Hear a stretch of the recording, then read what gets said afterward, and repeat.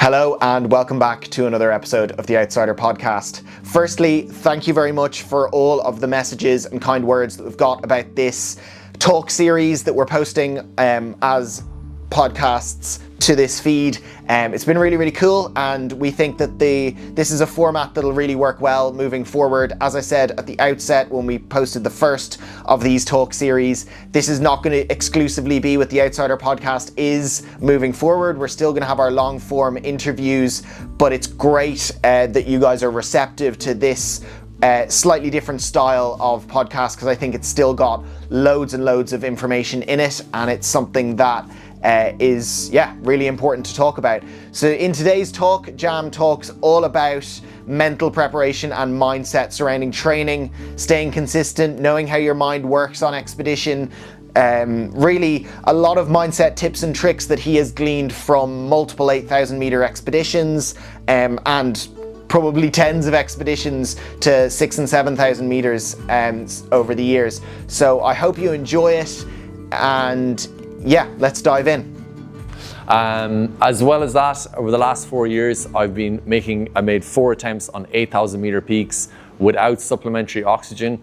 Unfortunately, all unsuccessful, but again, I've learned a huge amount about performance and training, and that's really helped me inform these sessions as well. Really, this talk series is designed to help you guys prepare, whether you are preparing for your first trek or you're planning to do like a 6,000 or 7,000 meter peak. The content is relevant to you regardless of your level or what your goal is, okay? And just to stress again, guys, I am not a professional coach. We're talking about mindset. I'm definitely not a psychologist or a psychotherapist. I have learned a lot through my own experiences. I've also studied sports science, so the psychology and physiology of elite performance. But I think this talk should give you kind of a guideline of what you should be doing or how you should be thinking, and then you should take that and get professional advice to support you with your goals. Okay, so let's get into it a bit more. So let's just kind of recap. So the first evening, guys, 2 weeks ago, we discussed training intensity and training to heart rate. We basically, the big picture stuff is that it's not possible to move at a high intensity at altitude. So you need to do all your training, pretty much all at a low intensity, and get more efficient doing that. We talked about training, strength training. We also covered how you should structure a training plan and the benefit of coaching. And then last week we went into nutrition, how you should fuel your training, how you should fuel on an expedition. And we also talked about recovery, sleep, stress are all massively important. So tonight we're on to mindset and consistency. So we're going to split it up in the mindset that you train prior to departure, prior to going away. How do you train and learn about yourself and prepare your mind for expedition? How you use that on expedition, how you then reset it after your trip, okay? And then again at the end, we're gonna have a Q&A if you have any questions. But guys, just again, like the previous talks, I haven't presented this information before, so if there's anything you're not following, just put your hand up. Love to take your questions as we get going through it, okay? All right, deadly. So, I think just the first thing I want to talk about is what your goal is, okay? What are you trying to get out of yourself from a training perspective? Are you trying to enjoy your trek, okay? I've been on guided trips where I had clients and people turn up like really not fit at all. They're not prepared for the trip, and they spend the whole time looking at the ground, like just trying to get from step to step, and they miss all the scenery and getting to chat to other people. Like, it's horrible. So I think if you're trying to get there, it's good to know, like, if you want to be fit enough to enjoy, to be able to have conversations with your fellow trekkers, and even better, our local staff who are amazing. That's one thing. Then we're talking about performance. Are you trying to get the most out of your body and mind so you can really push yourself? Maybe you're trying to do a 6, 7, 8,000 meter peak. Are you trying to squeeze everything you can out to have the best possible performance you need to do something really, really hard? Or are you looking at longevity, okay, in your life, which is such a huge thing, and all of your training should be framed around that. So things like cardiovascular training and strength training are going to mean that when you become older, you're going to have a better quality of life. okay? And for me, that's a massive focus in my training as well. My dad, he came to Everest Base Camp with me when he was 72. It's a really nice target for me. I think that's something we should all be aspiring to. And then there's actually a Spanish climber called Carlos Soya last month set a new record. The oldest guy to climb an 8,000 meter peak. He's 86, okay? It's really impressive. I've heard, like, through the grapevine, he's doing a 25-hour training week, okay? Really impressive, okay? So I just want to kind of give you my perspective on all of this, guys. I'm on this kind of long-term mission to try and climb Mount Everest without supplementary oxygen, which is like one of the hardest things to do in human endurance. So just my perspective, I'm trying to get the absolute most out of my body and my mind from a training and a performance perspective. Okay, so this is a key point I want to stress with you guys. Often with mountaineering, people ponder and wonder, how does somebody keep going through the night when it's windy and it's cold and it's horrible and everything in their body and mind is telling them to turn around, okay? That is like a very, very small part of the mindset piece, okay? We are going to talk about that a little bit longer, but what's much more important is that you're consistent and you're constantly, as many days as you can in the year up to that you're doing the right thing, okay? For those of you who love training, that does not mean training hard every day. I'm sorry to tell you that, but it's that you're turning up and doing the right thing from a training, nutrition, rest, stress perspective. It's much, much more important. So the next thing we want to kind of talk about is a growth or a fixed mindset. This for me is massively important. So a growth mindset is all about looking at failures and realizing that you can learn and grow through them, okay? Like that you basically see any setbacks that you have as an opportunity for you to grow and improve. And it's a mindset where you don't have a fixed mindset. You think that you can grow and adapt and improve at stuff, okay? And when you bring it to a really positive level, when you try something for the first time and you're not that good at it, you should be like, I can get really, really good at this if I spend time at it, okay? Things that you're weak on that you've not done before should excite you because there's loads of room for growth. A fixed mindset is one where you think your ability is fixed, okay? And it's not adaptable. And it can also manifest in the thing that what I'm currently doing is working, so why would I change it, okay?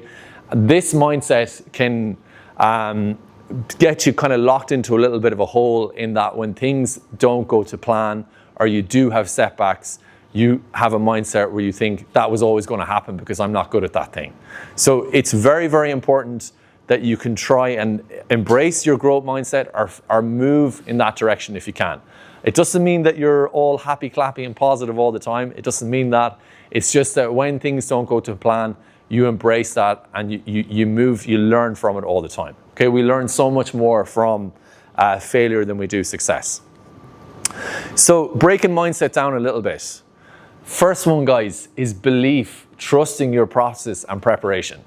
So I kind of mentioned this in passing, but like I made an attempt on Macaloo this spring, went to 8,324 meters without supplementary oxygen,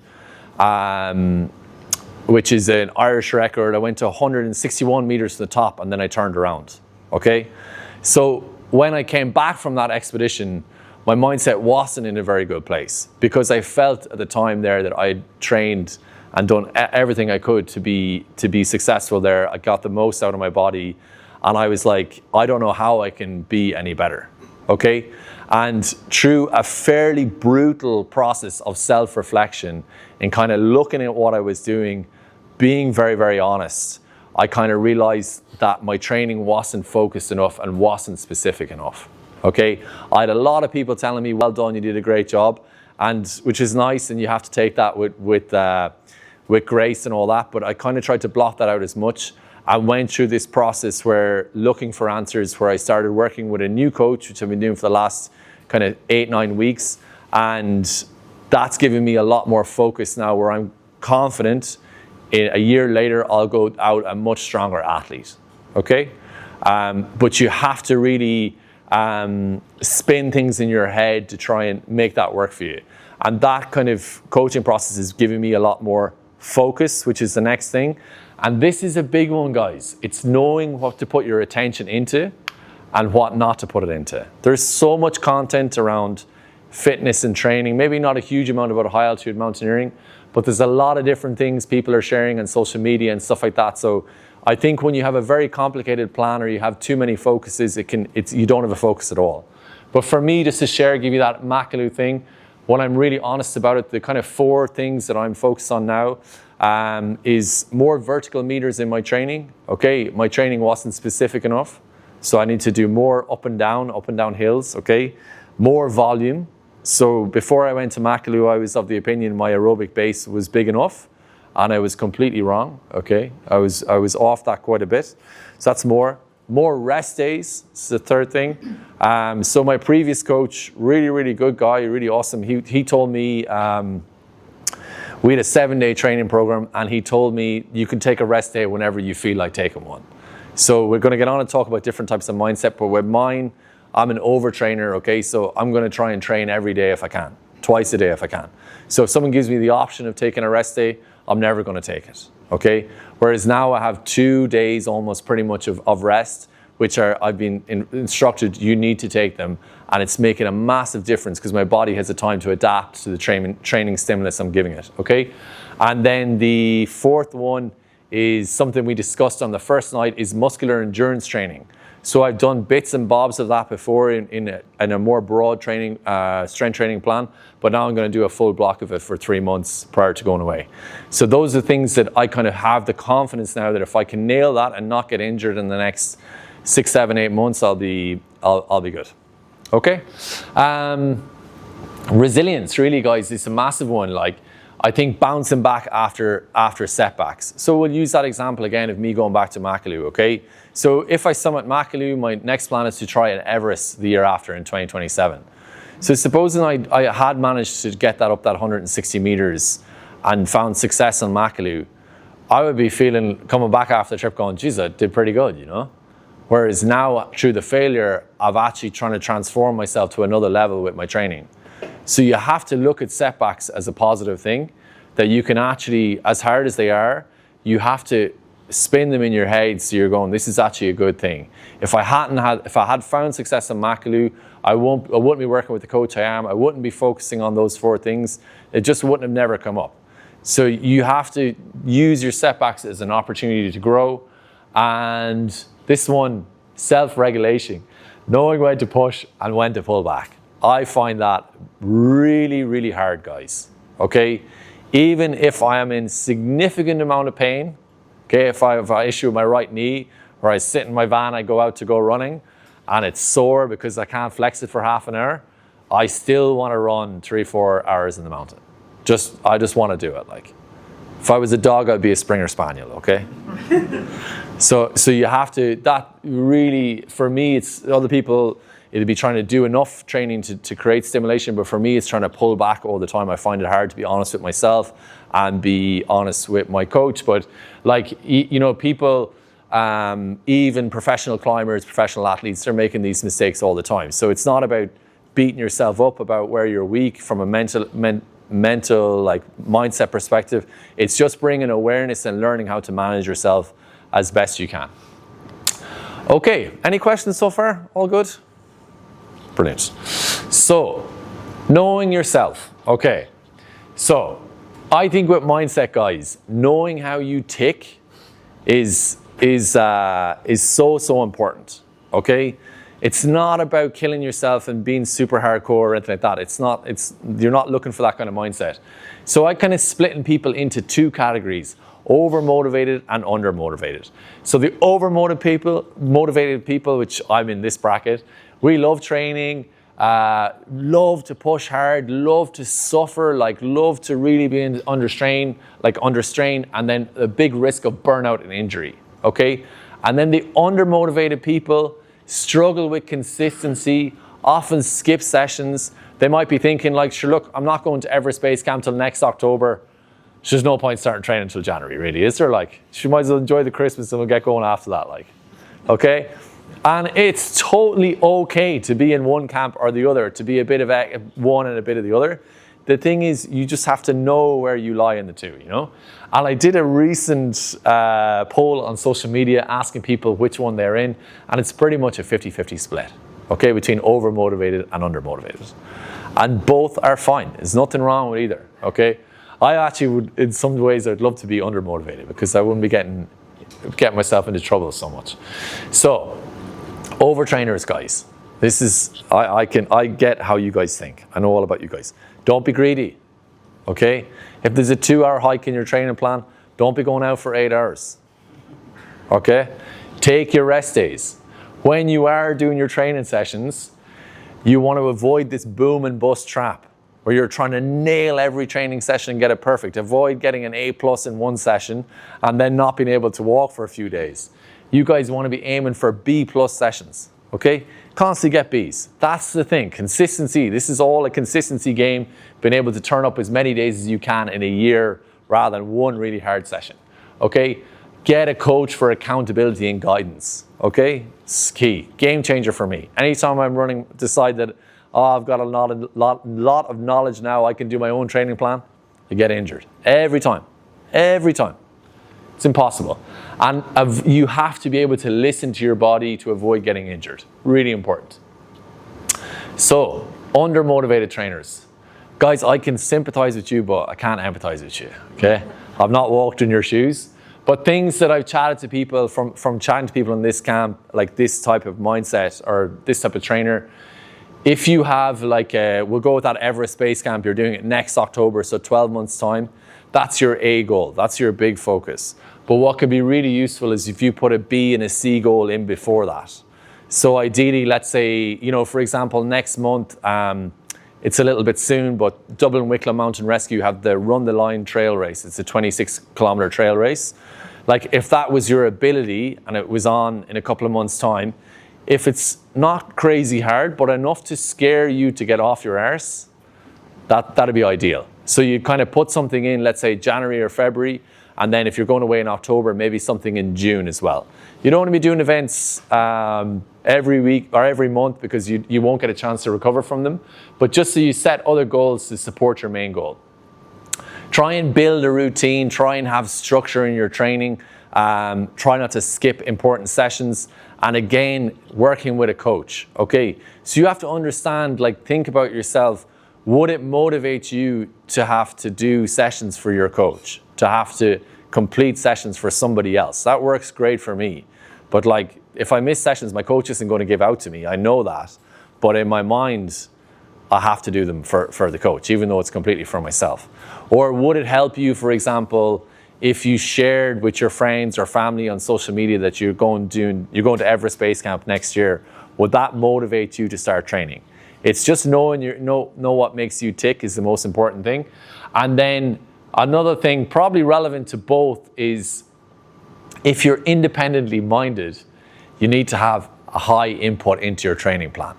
So another way of putting that is, if you don't like being told what to do, you need to be very careful in how you set up that coaching relationship. And you need to be really honest with your coach that I need a lot of input into this, and they'll manage around that. They'll help you design, you'll have a big input into designing a training plan and you're more likely to buy into it. The thing, guys, is you want to try and find the sweet spot, which understand where you are.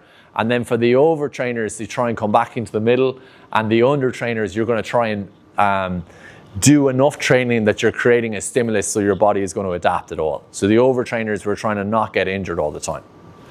So which camp would you say you're in, guys? We just show hands for people who are overtrainers. Okay.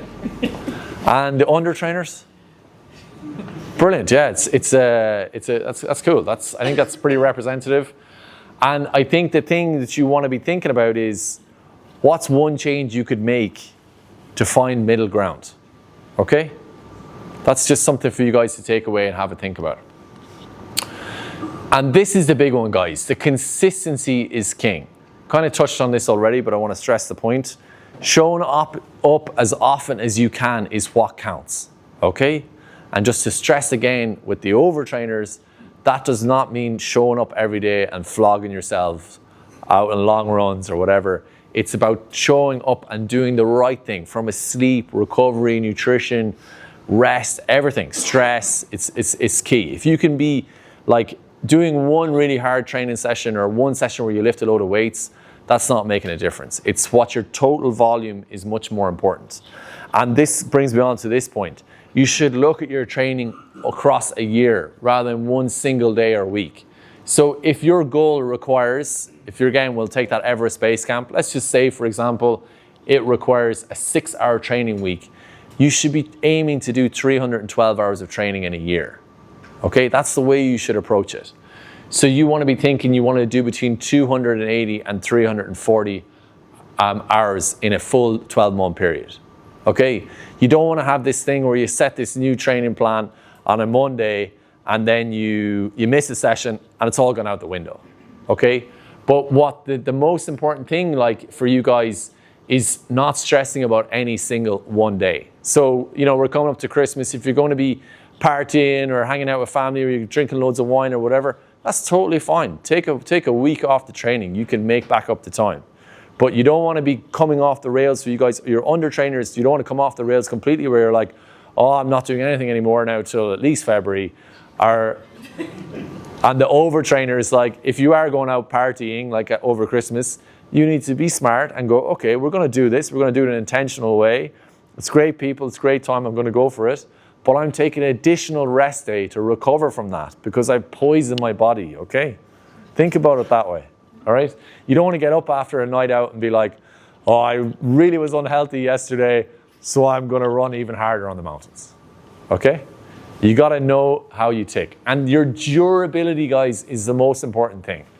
So probably the most significant factor in me finding success next year on this big mission is staying injury-free. If I can do that, I'm getting like lots of volume in. So to give you an example of that, I was out partying last Christmas and I can't remember when it was, maybe around New Year. I took a rest day. The next day I went for a run. I live in Dublin. I was just doing like a pretty short run for me and I strained my calf, okay, because my body wasn't recovered and tired and I couldn't run then for over a month. Okay, so I missed vital training. So it's just like making sure you know your mindset. You can then like really understand where you're going to fall down, whether you're overtraining, undertraining. And as I said, your ability, your durability, your ability to stay injury free is probably your most important factor on these types of missions that you're facing. Okay. With your training, guys, it's important to remember that if you are, which you need to be doing if you're taking it seriously, you're using a chest heart rate strap and a smart watch.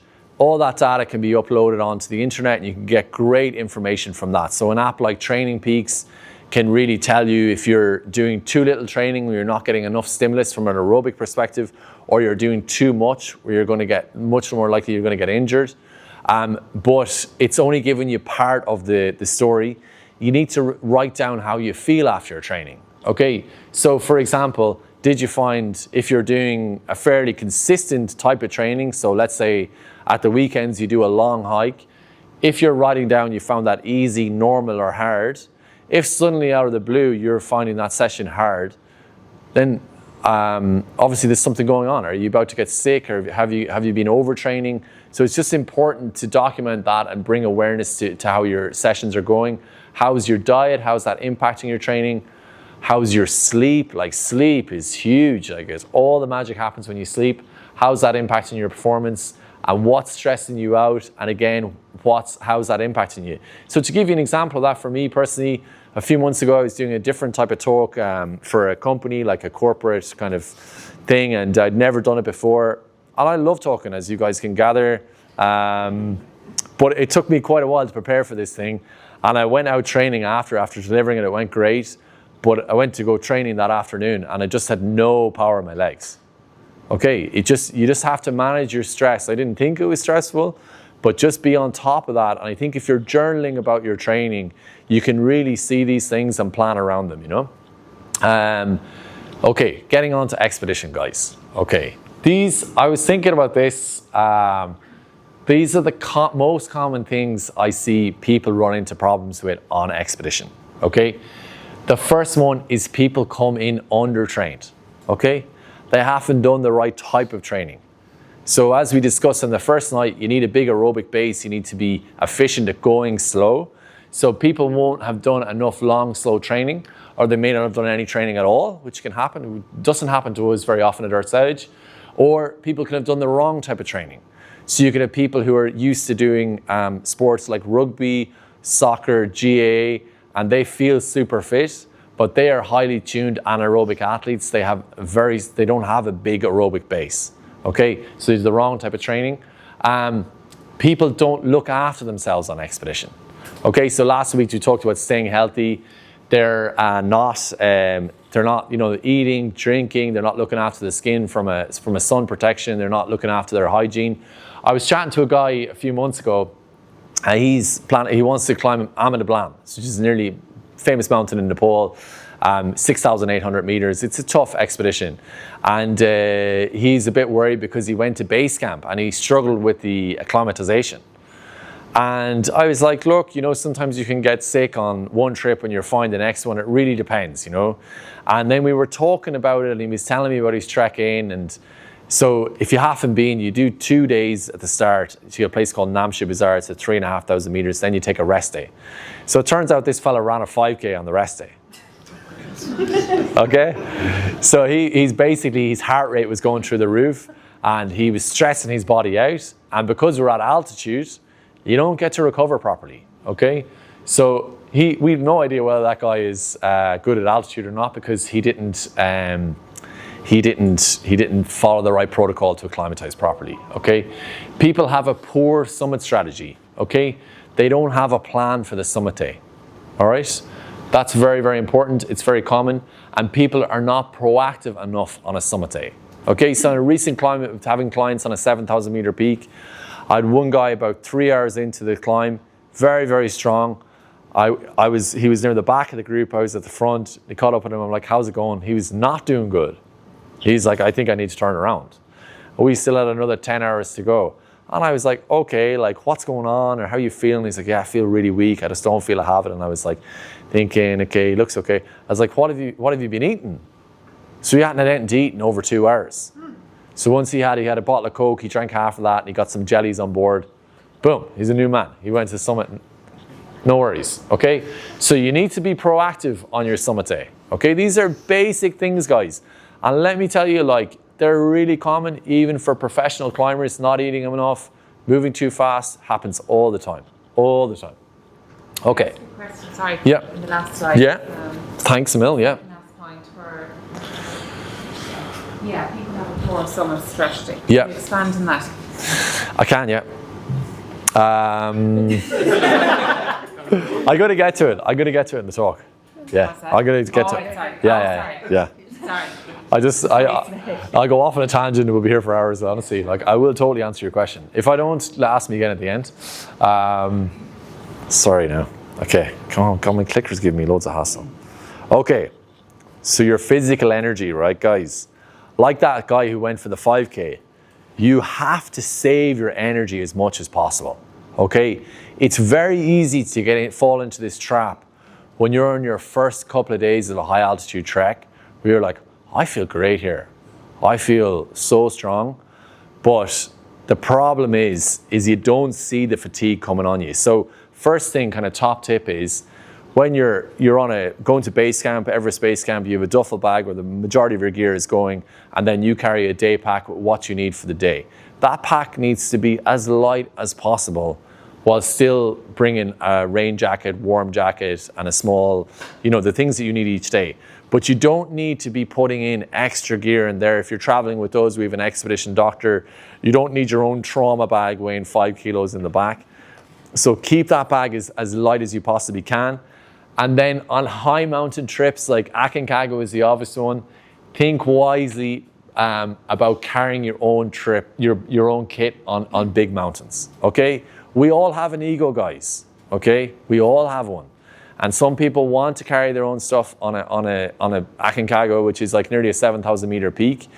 And the problem is you can carry it up to high camp. Maybe you can do that. But in the background is cumulative fatigue. Okay, this is fatigue in the body, and you're coming through like physical and emotional or mental fatigue that's invisible to see until it hits you. So if we're using Aconcagua as the example, if you carry your 15, 20 kg bag from base camp to 1 to 2 and all the way up to camp 3, you might get it up there, and then when you turn around to go for a summit, you suddenly find there's nothing left in your body. And you cannot put the toothpaste back in the tube in that situation. It's gone. So what I would just say to you is do as little as possible. Like I've seen it, I was in a trek in Peru where at like 4,000 meters, there was some local lads playing football and 2 of my team were going down there to play football with them. And I was like, look, you can if you want, it's a free country, but I wouldn't recommend it. Honestly, you need to try, and I've suffered from this, see it happening all the time. It's in the background because you don't get to drop down to sea level and you're not eating properly, you're not sleeping properly, your body doesn't fully recover at altitude, okay? Very important. Now, your mental energy, guys. This is very, very important. I don't know if you can see that, but this is basically the sphere of influence. And what this is made up of, things you can control here, things you can influence, and things out here that you have zero control over, okay? So I find in life really, or on expedition, when I'm spending time thinking about things I have no control over, my mentality can go quite low, okay? It can actually go really, really bad. So when I'm talking about things you have no control over, what other people are doing, what the weather is doing in 10 days time, what the conditions are going to be, what is this X, Y, and Z. You need to focus on yourself. You need to be thinking like, am I eating well? Am I drinking well? Am I walking at a slow pace? Am I looking after my skin? Am I looking after my airway? You stay focused on that and put less time into things you've no influence or no control over, and you will stay in a better place mentally. Very, very important. Your resilience, okay? You need to be able to reflect, learn, and adapt. And here's the thing. As anyone will tell you who's been on a high altitude trek or expedition before, the only certainty is uncertainty. Shit is definitely going to go wrong, basically. Okay, you got international flights. It's going to be delayed, cancelled. They're going to lose your bags. We're going to go to Nepal. The flight to Falukla is cancelled, bad weather. Okay, we'll go tomorrow. It's cancelled again. Stay another night in Kathmandu. Okay, it's bad again. It's cancelled again. 3 nights in Kathmandu. What's going to happen? Are we going to be able to get to base camp? All these things. You've got sick. You've got a gastro thing. You're getting altitude sickness. You need to be expecting things to go wrong and be pretty comfortable with pivoting. Okay? You can't go out there with a fixed mindset with the itinerary in your hand and things don't go to plan and suddenly you're like, oh shit, this is not what I want. This is not what it said in the brochure. Okay? You need to be flexible and you need to learn and get stronger through failure. Okay, so what do I mean by that? That's a good question. Okay, so I'll give you a good example of this. So in 2022, I made an attempt on Everest, okay, from the Nepalese side. And on my second rotation, the plan was to go up and go up from base camp up to camp 2, touch camp 3, and come all the way back down to base camp. And camp 3 is at 7,300 meters. And I got to 6,800 meters, and I was absolutely beaten. The mountain beat me up bad. I was exhausted. And I had to come back to base camp. And I got back to base camp that same evening. I came all the way down. I wanted to rest. And that night, and the next morning, I couldn't even sleep properly because I was quite understandably, if I'm turning around at 6,800 meters, how am I going to go to 8,850 meters? This is not good. But then when I really thought about it, I realized something which is very frustrating in ways that with a conversation with Sharing, my climbing partner and Sherpa, it had snowed quite a lot the night before we went to go to Camp 3. So he was like, maybe we should leave a little bit later so we don't have to use the Jumar when there's going to be fresh snow on the rope and we'll get cold hands, we might get frostbite. And in that moment, I said to him, yeah, sure, we'll leave. So we left at 5 a.m. as opposed to midnight. And when we got moving on the Lhotse Face or the Western Cwm, that area, it was getting bright after 2 hours. And I know it seems a bit crazy, but it actually gets super, super hot up there when there's no wind. It gets really, really hot. So you're in a place where you're surrounded by kind of all sides by snow, you're in a down suit, and there's no wind. So you just start getting dehydrated so quick. So I was suddenly okay, this is what happened. I was really mad. It's happened to me before in other mountains. I don't do well in the heat.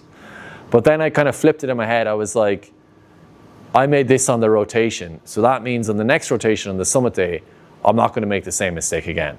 So on the second rotation, I left super early, and we eventually made it up to 7,900 meters and came back down, okay? So you have to be able to spin things into a positive in your head. Otherwise, you're not going to find success if you're pushing yourself really, really hard. Team dynamics, guys, okay? Has anybody been on holiday with someone before where you fell out? Yeah, you have. Okay.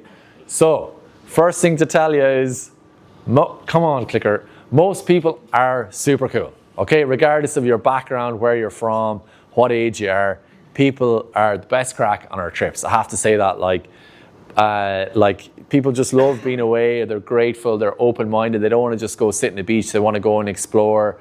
And like a lot of people who travel on our trips, they're still in touch. Like it's really, really cool. About 70% of our clients sign up alone, you know, so you make most amazing friends. But there is going to be the potential of you meeting somebody on the trip that you don't get on with, okay?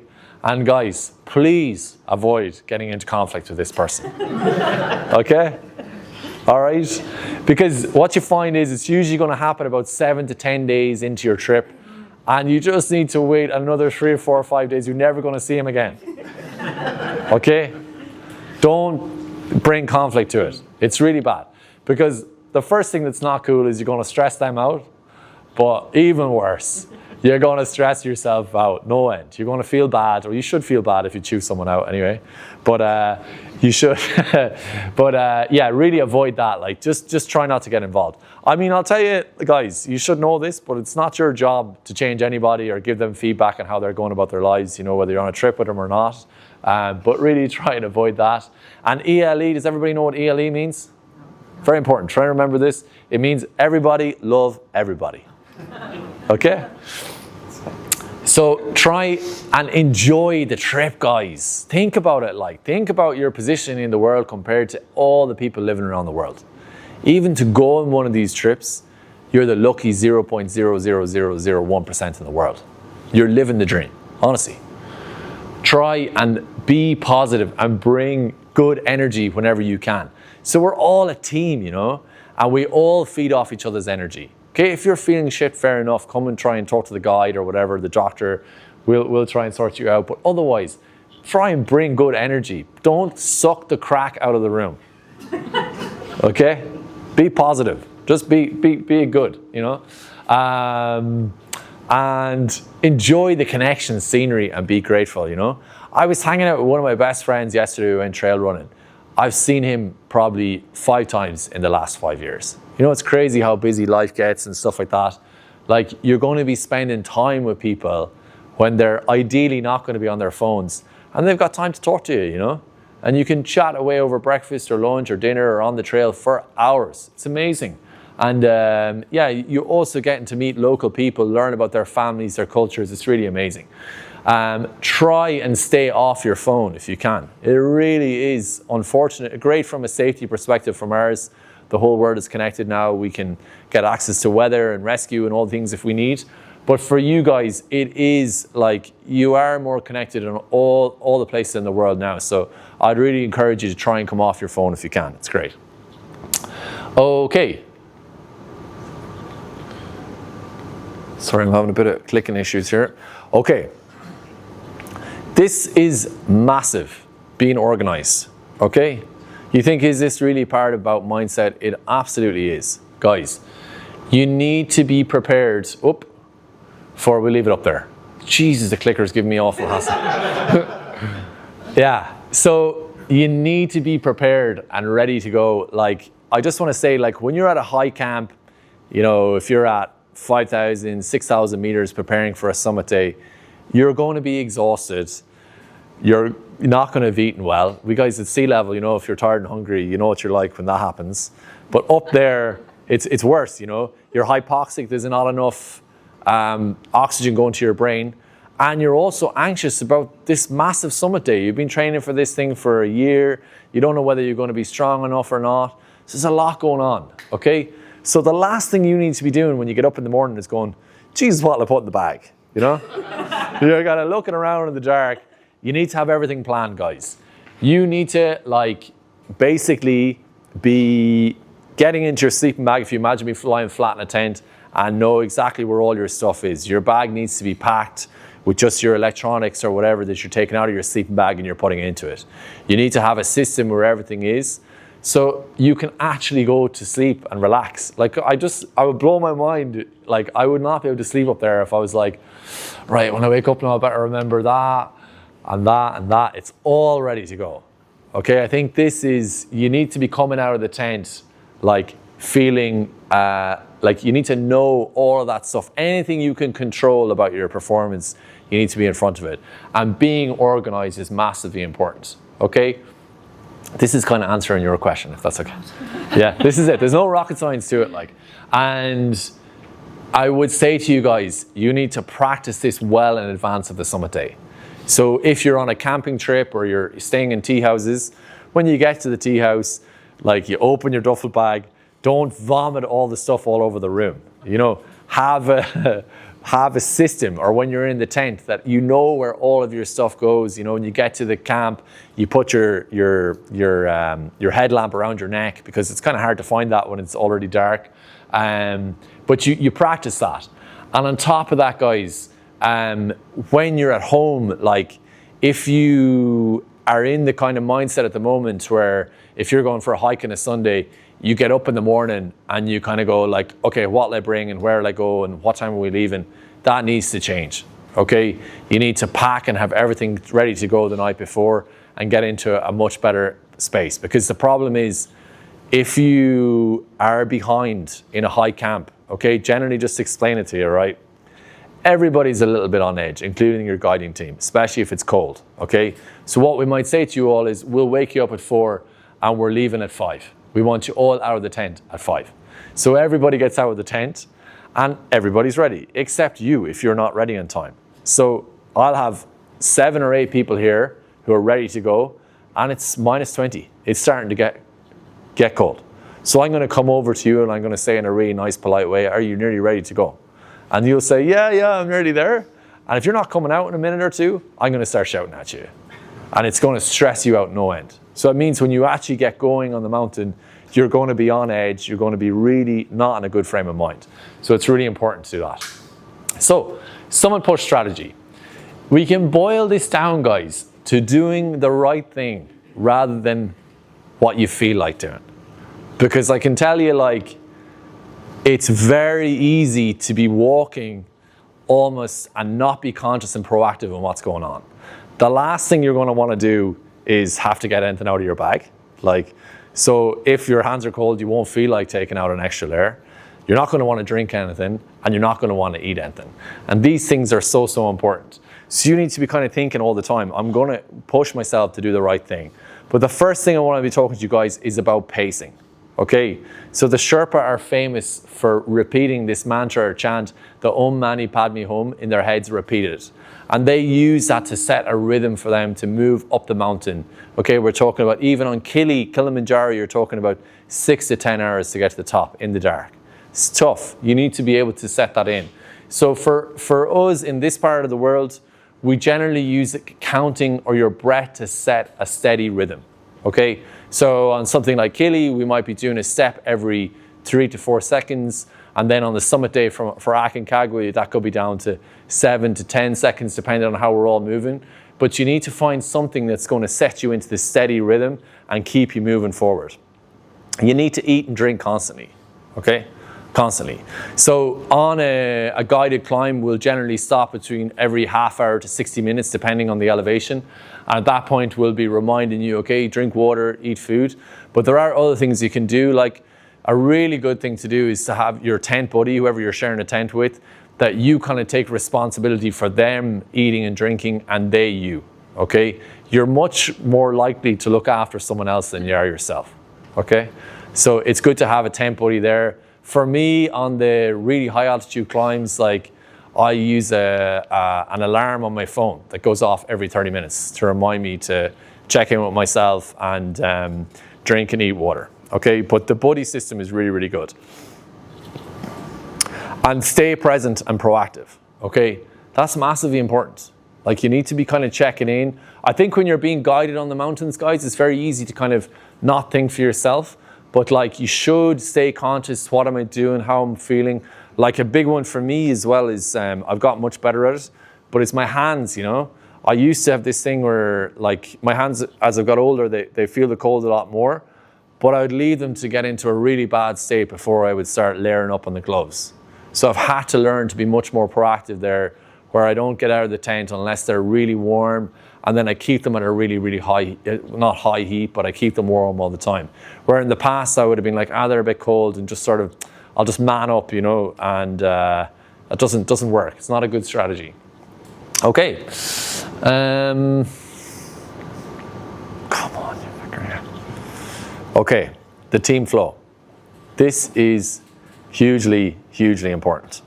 Okay, so even though we all start at the same point on the mountain, we all go to the top, okay, we're moving in a small team, being at the front is much, much easier than being at the back. It's a lot easier. I would say, like, from a psychological perspective, maybe 30 to 40% easier. Okay, the reason for that is, all right, and people don't like coming to the front. People don't like it. They're like, I like to be at the back and I don't want to hold everyone else up, but I can just say to you guys, if you get offered to go to the front, take it, because it's much easier.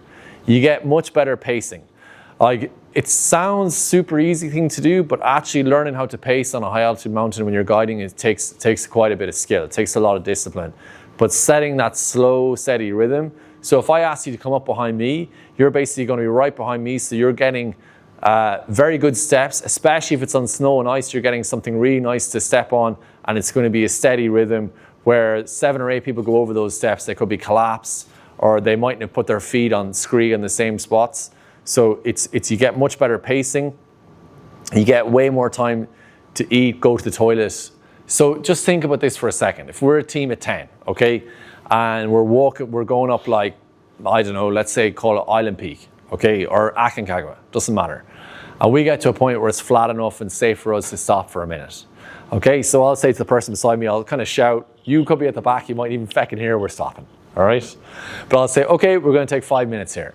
So the people right behind me, they take their packs off, they sit down, okay, if it's safe to do so, they start eating, they start drinking, maybe they go for a pee, they come back, we're 3 or 4 minutes into it, I'm looking at them and they're starting to shiver, okay? So I'm like, okay, we need to move, all right? So I say to these guys, okay, I'd say the whole group, we're gonna move in 2 minutes, all right?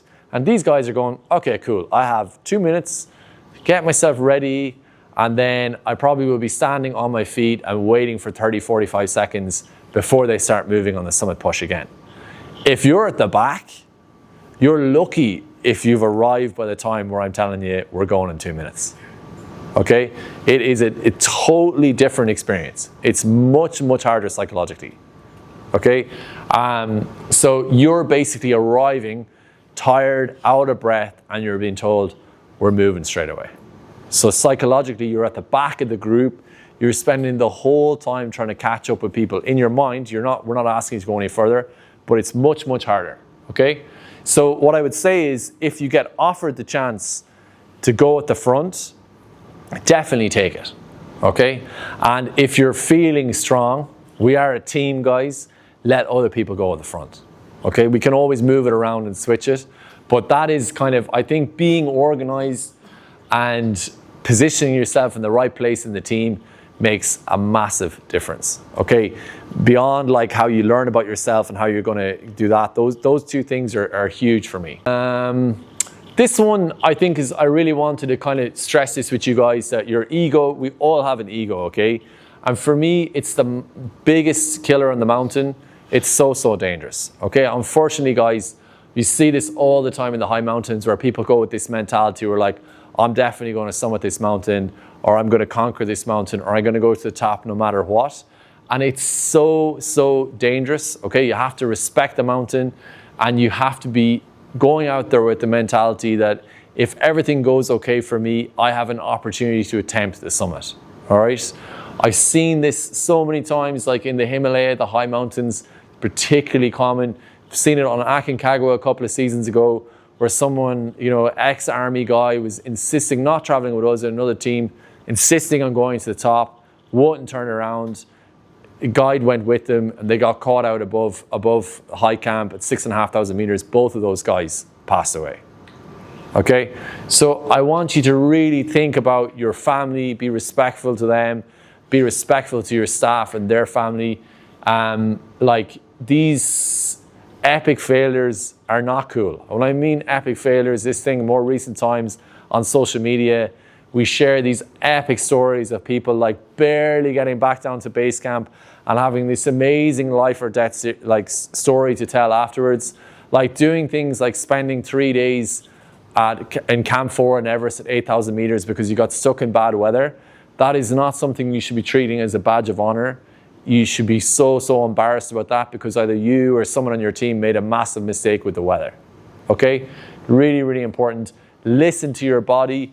If you're coming out of high camp, okay, you're facing into a 10, 12, 14-hour summit day and you're already exhausted, then maybe it's time for you to kind of be smart and not continue any further. And listen to your guides, okay? I know you might think you have a huge amount of knowledge and you do know a lot about your body and where you're at, but if someone who's been on the mountain hundreds of times is telling you that you're not moving fast enough to get to summit and back safely, like, you should listen to them, okay? And then finally, you need to save energy for your descent. So a lot of people in their mindset, they're thinking, I'm gonna get to the top of the mountain. You need to save lots of energy to come back down as well, okay? Cool. Any questions on any of that, guys? Yes?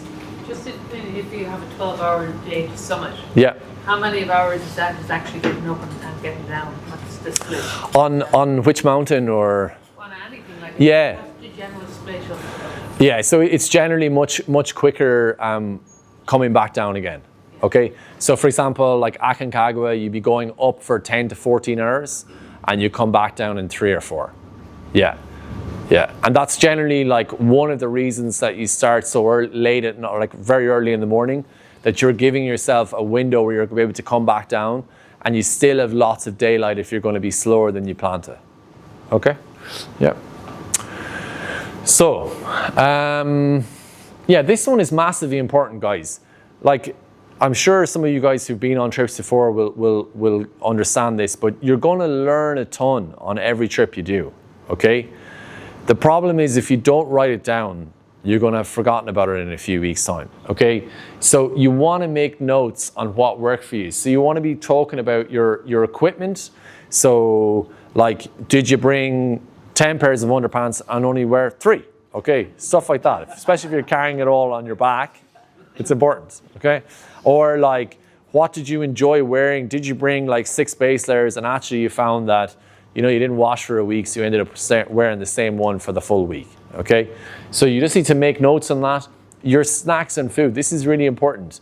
Like, if you have like energy bars with you and you're managed to eat 6 or 10 of those a day, you need to write that down, because the next time you were like, oh geez, I know I was eating Cliff Bars, but I can't remember how many did I eat. So it's good to know that. And then this one, your sleep and acclimatization, I think this is important. So generally, you're going to find a point on an elevation, a height that you find it difficult to acclimatize or you struggle with your sleep. So for example, for me, when I hit 4,000 meters, I get a bit headachy, I don't sleep so well for a couple of days. And then after that, moving higher in the mountain, I'm fine. Okay, so before I started documenting trips like maybe 10 years ago or that, I remember the second time I was working on Aconcagua, got into base camp, and I was not feeling good at all. When I was like, geez, I don't know if I'm going to be able to work on this mountain, you know, I'm really struggling here. But then through more experience, you start writing that down, you kind of learn to expect these things and you know when they're coming. So that's massively important. Okay, so moving on to post-expedition, guys. So I don't have a huge amount to tell you here. It's kind of, this one's a bit short and sweet. But what I would say is there can be a massive come down after an expedition. So like, it can be absolutely huge. Like, so you're training for something like for up to a year or longer, okay? And then you go on the trip and it's like you're living it, and then you either attempt and make the summit or you don't or whatever. And then you come back and it's like you have to try and settle back into your normal routine, go back to work. like have to cook, like buy and cook your own food. Can you believe that? Like, it's incredible. So it takes a bit of time. I remember that in 2022 on Everest, I came back and I was like taking some time. Like, those trips, it takes me a month to really get back to normal. But I remember the first year, excuse me, I was resting, like just taking total rest. And after literally got back on the third day I was resting, I was watching a movie on my couch and I was just like, in my head, I was going like, you need to start doing something here. Like, you can't be lazing around all the time, you know? So you need to be kind to yourself and allow yourself the chance to kind of resettle in, because ultimately, like, the people that in your life that have never done something like this before, they don't understand what you've been through. And, you know, understandably, they got their own things going on. They may not care that much either, to be honest. So you have to try and resettle in and just to be kind to yourself as you can. And when you're ready, start pondering the next mission, okay? If you're missing the sense of purpose from your expedition, you need to get planning, trying to do, if you're not going to go back to the mountains, you need to put your energy into something else. Okay, once you start doing that and you get your next trip booked in, you're going to be feeling much better to get back on the road. Okay, we talked about last week from a nutrition and a fueling perspective of kind of allowing yourself to reset, or before you go back to training, wait till you're ready to do it. But also from kind of a mindset, there will come a time where you're like, okay, I want to start training again, or I want to book another trip. So once that happens, you'll come through it. But in that kind of in-between phase, just try and be kind to yourself and let your body recover. Okay, so guys, wrapping up on that. Mindset isn't built on the summit day. It's built in the year and the years leading up to it. About being consistent is the most important thing. And consistency, as we touched about, it beats intensity, okay? So doing the right thing often is much more important than one really hardcore session. Be kind to yourself, listen to your body, take the rest days, reflect, adapt, and pace for the long game. So when you make mistakes, learn from them, realize that, you know, if you didn't have success in your last expedition, it's a huge opportunity for you to grow and come back stronger. All right? And I think that's it. Oh yeah, next week, guys, we are talking about tools of the trade. So we're talking about equipment, okay? It's gonna be awesome, that talk. Haven't started making it yet, but it's gonna be good. No, I'm joking. But so we're gonna talk to you about the latest gear, okay? We're gonna discuss this classic thing, guys, of, you know, the lighter equipment is, the more expensive it is. So how do you get that balance between price and weight? How do you also, when do you decide to rent equipment, or when should you buy it, okay? And how do you buy equipment now for your first trip that you're gonna be able, it's gonna future-proof you, that it can use it on future trips down the road, okay? And on equipment, if any of you are coming back next week and you wanna bring in any equipment that you no longer use that's suitable for treks and expeditions, we'll take it off you, because we'll send it out to our porters in Tanzania, okay? So if there's anything you don't need, please bring it in next week. All right, cool. Thank you so much, guys. And any questions, you can fire away. Yep, cheers.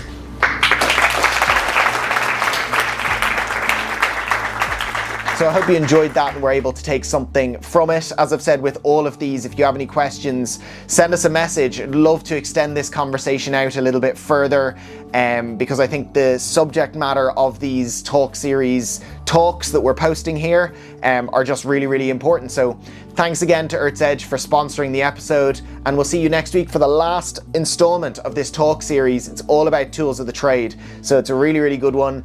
Let's see you there. Have a great week, and we'll see you next week.